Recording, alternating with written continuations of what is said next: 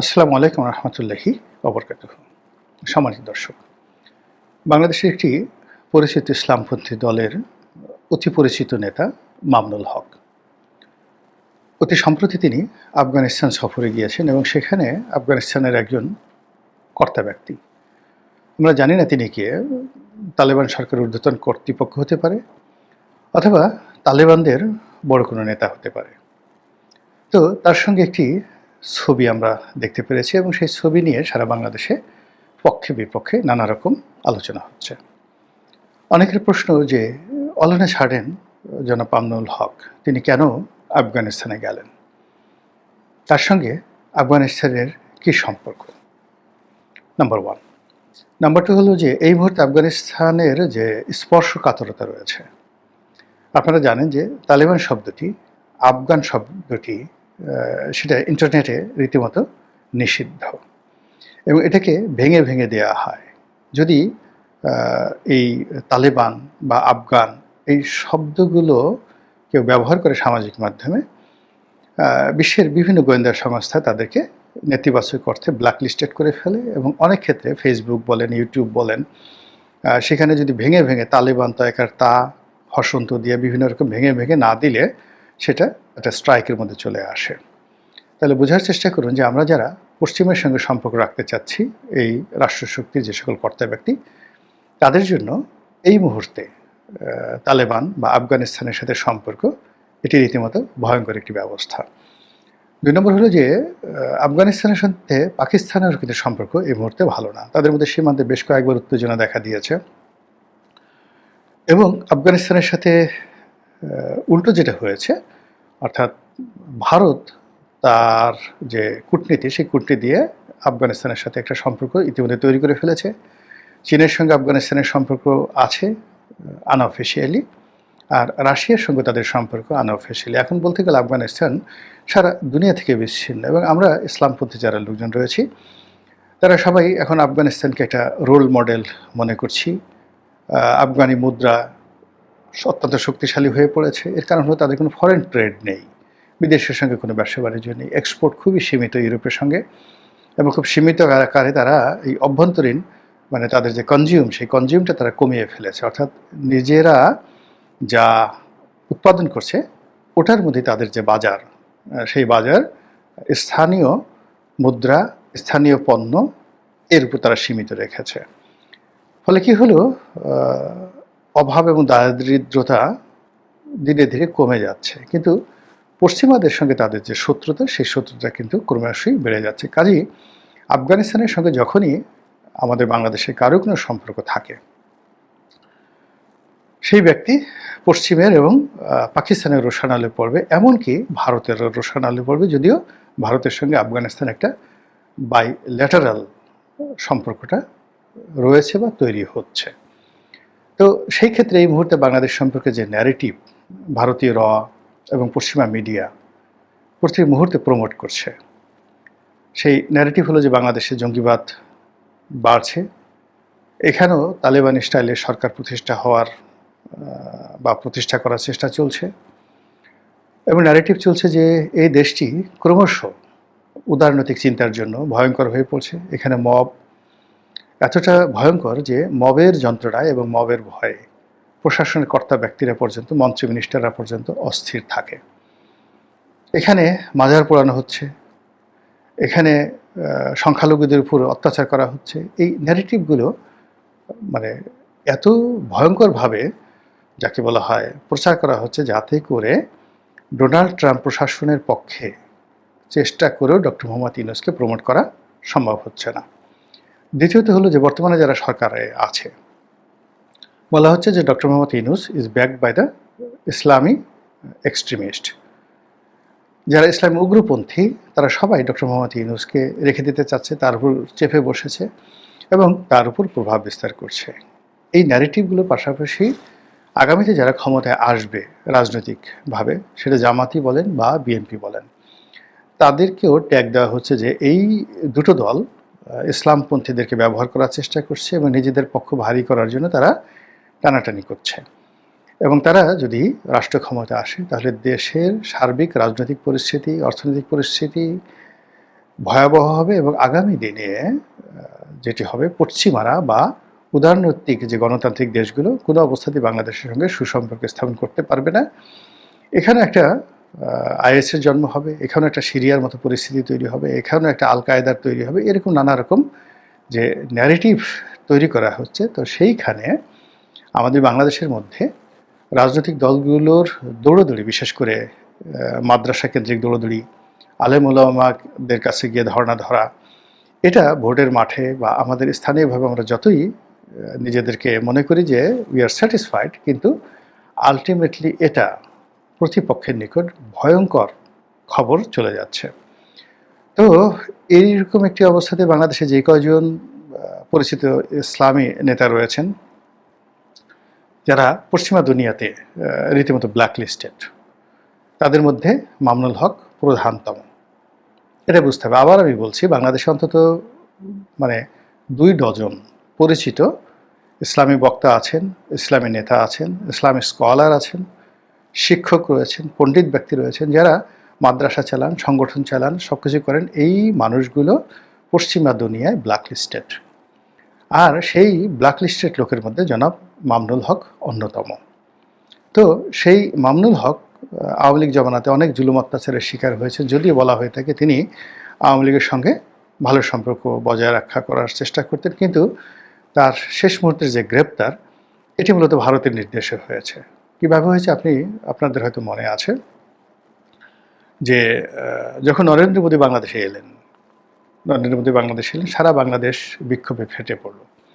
মামুনুল হক সাহেব তখন ওই দিন পুরনো ঢাকার জগন্নাথ বিশ্ববিদ্যালয়ের ওখানে একটা প্রোগ্রামে ছিলেন, এবং তিনি নিজে বলেছেন যে গোয়েন্দা সংস্থার লোকজন তাকে টেলিফোন করে আসতে বলেছে বাইতুল মোকাররমের সামনে, বিকজ ওখানে যে উগ্রতা চলছিল, মিছিল মিটিং চলছিল, যেটা আইন শৃঙ্খলা রক্ষাকারী বাহিনী সামাল দিতে পারছিল না।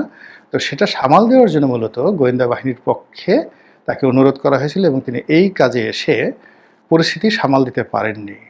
উল্টো সেখানে দুর্ঘটনা ঘটে গিয়েছিল, কিন্তু তিনি সেই যে দুর্ঘটনার দায় নিয়ে তাকে গ্রেপ্তার করা হলো।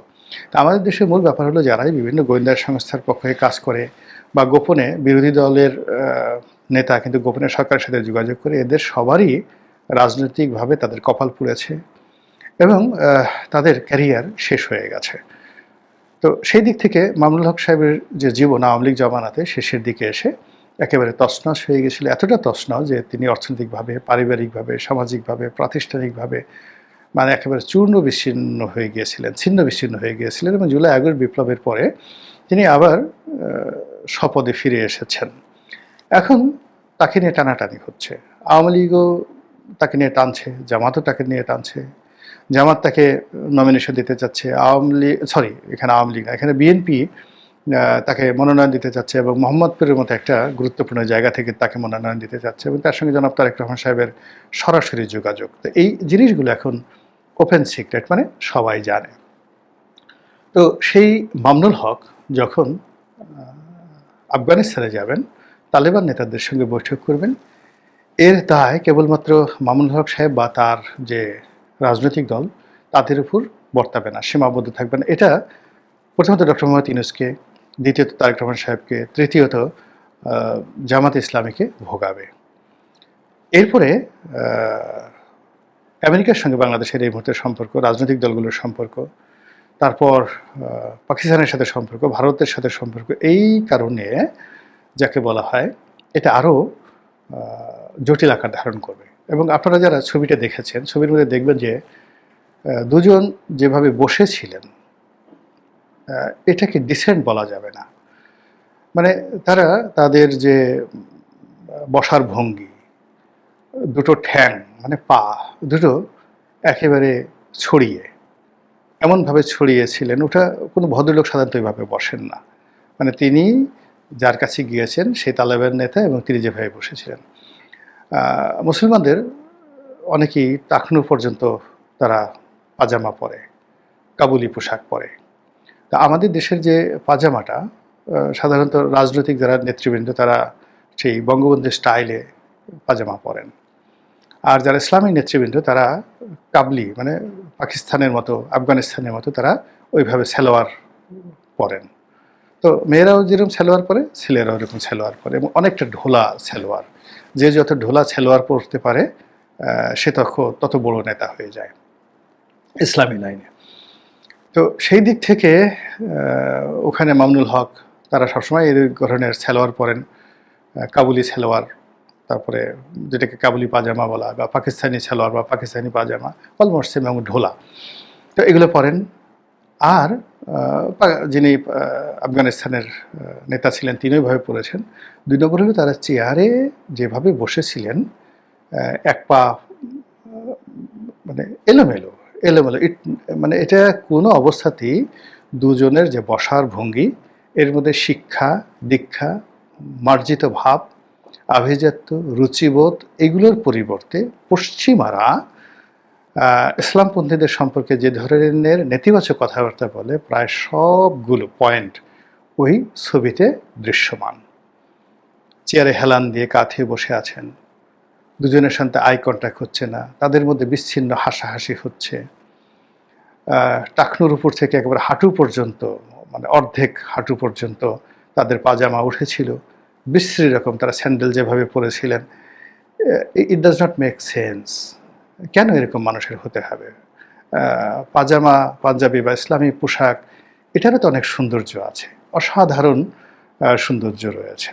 কেউ যদি ইসলামী ড্রেস পরতে চান, ডক্টর তাহেরুল কাদেরী, তার মুখের দাড়ি, তার মাথার ক্যাপ, তার জুব্বা, তার পাজামা, যে কোনো লোক দেখলে, পশ্চিমা মানুষ দেখলে উঠে দাঁড়িয়ে তাকে সম্মান করা ছাড়া কোনো উপায় থাকবে না। দেখেই মনে হয় যে একজন ফেরেশতার টাইপের মানুষ ডক্টর তাহের আল কাদেরী। আবার তিনি যখন ইংরেজিতে কথা বলেন, উর্দুতে কথা বলেন, তার যে অসাধারণ বাগ্মিতা, এখানে ইউরোপের কোনো পণ্ডিত, ইউরোপের কোনো ইংরেজি জানা মানুষ, কোনো দার্শনিক ডক্টর তাহের আল কাদেরীর সঙ্গে এভাবে কথা বলতে পারবেন না। এই ধরনের। তো আপনি ইসলামকে রিপ্রেজেন্ট করতে চান, তাহলে ওইরকম হন, ওইরকম হন। কিংবা একেবারে আরও অনেক জন রয়েছেন যারা কোনো রকম উগ্রতা ছাড়া, পশ্চিমা দুনিয়াতে কিন্তু ইসলামের প্রচার এবং প্রসারে খুবই গুরুত্বপূর্ণ ভূমিকা পালন করছেন, এবং ওয়েস্টার্ন সোসাইটিতে অত্যন্ত অ্যাকসেপ্টেড। কিন্তু ব্যাপার হলো আমরা তাদেরকে গ্রহণ না করে, তারা কিন্তু, আপনি ধরুন এই যে পাকিস্তানে ইমরান খানের যে মানে একটা সরকার পরিবর্তন ঘটিয়ে ফেললো ডক্টর তাহের আল কাদেরী। ইমরান খানকে ক্ষমতা আনার আগে যে আন্দোলনটা হয়েছিল পুরোটাই ডক্টর তাহের আল কাদেরী করেছিলেন। তো এটা করে তিনি সেখান থেকে চলে গেছেন। তিনি কিন্তু পাকিস্তানের রাষ্ট্র ক্ষমতার জন্য একটা দিন বসেন নাই, একদিন মানে কোনো রাজকীয় মেহমান হননি। তিনি মুসলিম মিল্লাতের উপকারে তিনি পাকিস্তানে এসে কাজকর্ম সেরে আবার তিনি তার যে কর্মস্থল কানাডাতে ফিরে চলে গেছেন। তো কি হয়েছে? এরপরে পাকিস্তানের আরও কয়েকজন ইসলামী স্কলার রয়েছেন, কিংবা ধরুন ইমাম বুখারি আছেন, এখন দিল্লির কেন্দ্রীয় জামে মসজিদের ইমাম। তাদেরকে দেখে আপনার কী মনে হয়? তাদের যে শিক্ষা, দীক্ষা, বাগ্মিতা, পাণ্ডিত্য, যে কোনো পশ্চিমা দুনিয়ার মানুষ তো তাদের সাথে কথা বলতে পারে না। ইভেন সৌদি আরবে অনেক স্কলার আছেন, আমরা মিশরে অনেক স্কলার আছেন যাদের পাণ্ডিত্য সারা দুনিয়াকে মুগ্ধ করে। কিন্তু তা না করে আমাদেরকে কেন বারবার ইসলামাইজেশনের জন্য একেবারে তালিবানি পোশাক, কাবলি সালোয়ার কামিজ, তারপরে ওইভাবে শীত হয়ে চ্যাং দিয়া, মানে চ্যাগাইয়া বসা, মানে রীতিমতো হাঁটতে গিয়ে চ্যাগাইয়ে বেগাইয়ে হাঁটতে হবে, পা দুটো ফাঁক করতে হবে, চ্যাগাইয়ে বেগাইয়ে ফাঁক করতে হবে, একটা পা মানে লুকায় রাখতে হবে, আর একটা সামনে, মানে বিশ্রী সব জিনিসগুলো। তো এই জিনিসগুলো আমি জানি না, মামুনুল হক সাহেব তো, তার বাবা আল্লামা আজিজুল হক সাহেব ইসলামী সেক্টরে খুবই জনপ্রিয় এবং সম্মানিত ব্যক্তি, পরিবারও ভালো, তিনিও মাদ্রাসা দীর্ঘদিন যাবৎ মাদ্রাসা চালান। তো নিজে গাড়ি ঠাড়ি চালান, আমরা দেখি বিভিন্ন জায়গাতে তার ভিডিও ফুটেজ। কিন্তু এটা কি, মানে তিনি তো একটা দেশকে রিপ্রেজেন্ট করছেন, একটা কমিউনিটিকে, ইসলামকে রিপ্রেজেন্ট করছেন, তার প্রত্যেকটা জিনিসের মধ্যেই শালীনতা থাকতে হবে। তা না করে তিনি এই যে কাজটি করলেন আফগানিস্তানে গিয়ে, ফলে অনেক মানুষের হাতে সমালোচনার অস্ত্র তিনি তুলে দিলেন। আমি জানি না এটার ভবিষ্যৎ কি হবে, কিন্তু as a citizen of Bangladesh এই দৃশ্য ব্যক্তিগতভাবে আমার ভালো লাগেনি। আমি মনে করি যে প্রথমত এখানে যাওয়ার দরকার ছিল না, আর যদি যেতে হয় একটা সংবাদ সম্মেলন করে সুন্দরভাবে আমি এই কারণে যাচ্ছি সেটা বলে যেতে পারতো।